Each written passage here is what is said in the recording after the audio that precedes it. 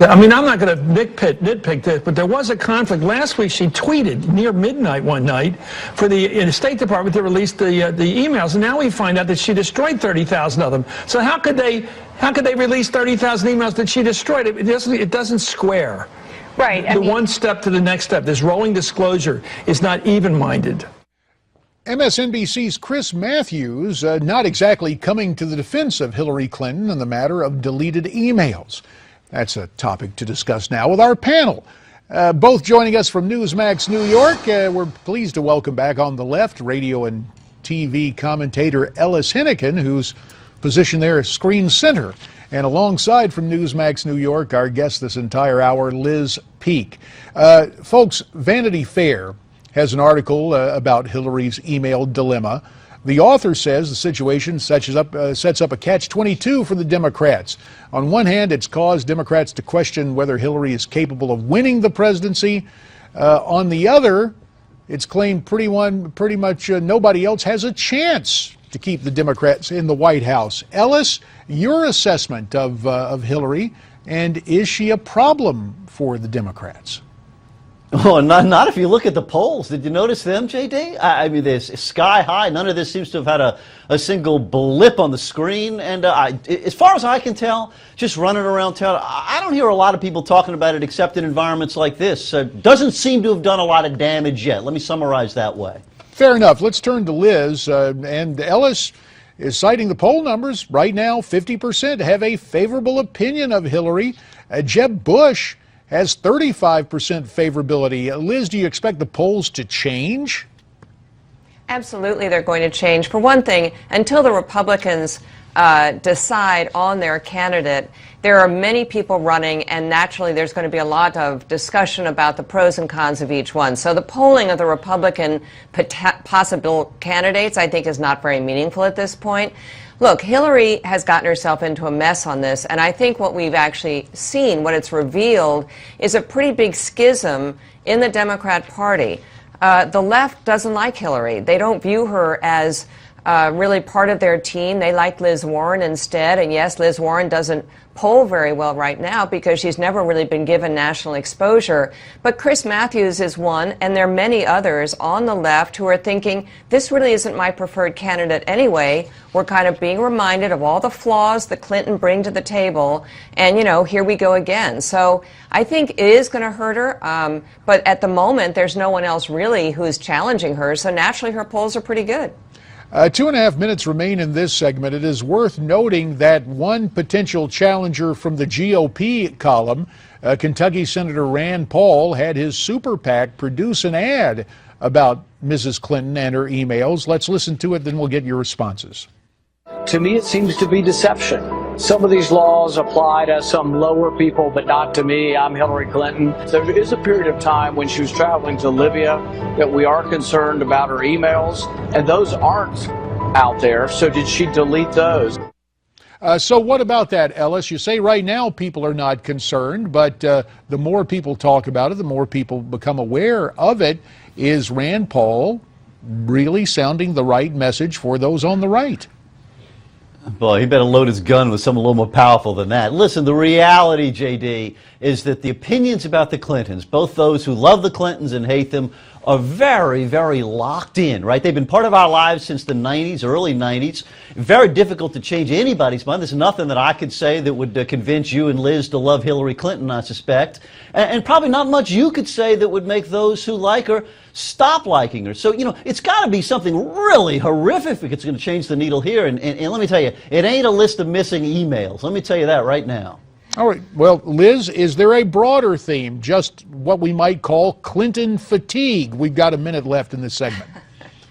I think it's Clinton distrust. And frankly, the best thing about the email controversy from the Clinton camp's point of view is it took off the front page the story about foreign countries donating money to the Clinton Foundation. That is something that even friends of mine who like Hillary Clinton are shocked by. It's possible that some of those things were on the edge of breaking the law. I think that story is much bigger and has more legs. But, you know, at the end of the day, women love Hillary. And until that group is shaken, probably the email thing is not, the email thing isn't going to do it.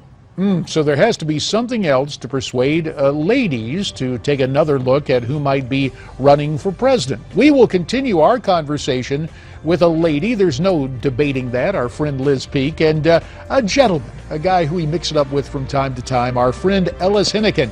Back to talk more politics with a panel right after this timeout. Stay tuned.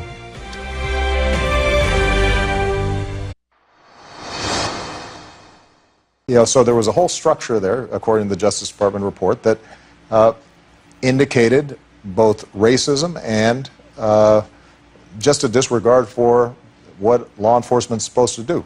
President Obama last night on ABC's Jimmy Kimmel Live talking about the Justice Department report on Ferguson, Missouri, and the structure and atmosphere of racism that exists in that St. Louis suburb. Let's continue our panel discussion now.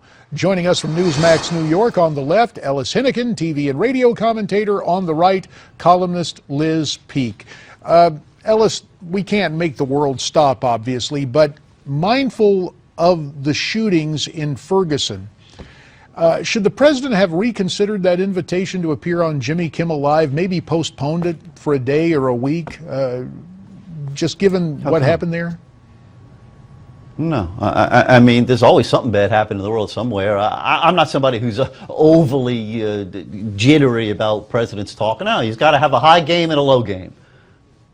Liz, let me turn to you. I guess in the context of, there have been other criticisms of the president. For example, after the beheading of American James Foley, there was a brief press conference during the president's vacation. Then he was back out playing golf. I realize that all of us have to multitask and we all have a life, but the president, whoever the president may be, in terms of sending a message, is this president politically tone deaf to what's been happening?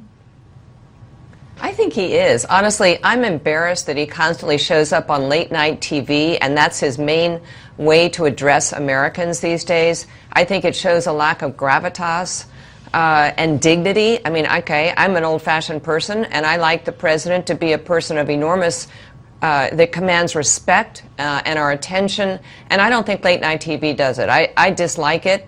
In this case, he did follow those remarks by pointing out that this was criminal behavior, so good for him. But, you know, there's been much too little said about the fact that the report also exonerated the police officer.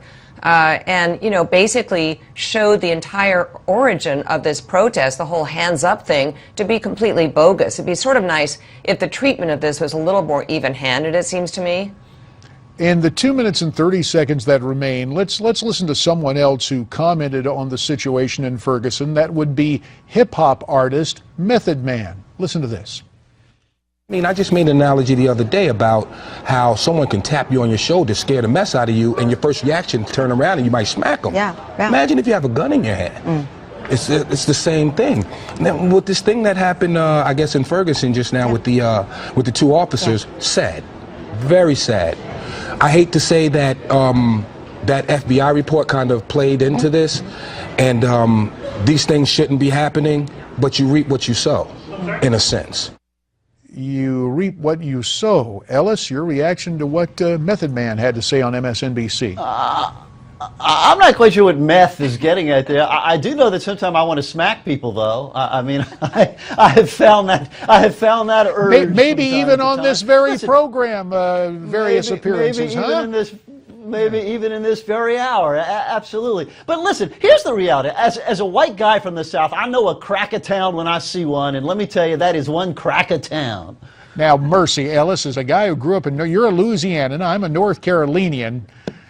To really call Ferguson a cracker town? Come on, man. They have them up north, too, it turns out. All right, fair. Well, let's turn to a lady who will bring dignity back to this conversation. Liz, your take on Method Man and the whole situation in Ferguson. I'm not sure what he was getting at either, to tell you the truth, but I think it's really a sad commentary on this President Obama, that here we have the first black president in the White House, and honestly, it's been decades since we had so much racial tension in this country. I don't know that he is to blame, but I think we all can be a little disappointed that we haven't gained in our conquest of racial animus by having a black president. I mean, I think this president is divisive on so many fronts. I don't blame him for what's going on in Ferguson, but I have to say, historians will look at this period and say, he certainly didn't bring the country together, and in this area, he certainly did drive it farther apart. And we'll have to leave it right there. Ellis, Henican, as always, we appreciate what you have to say. Liz, we appreciate your comments, too. In fact, Liz and I will be back to talk birthright citizenship after this.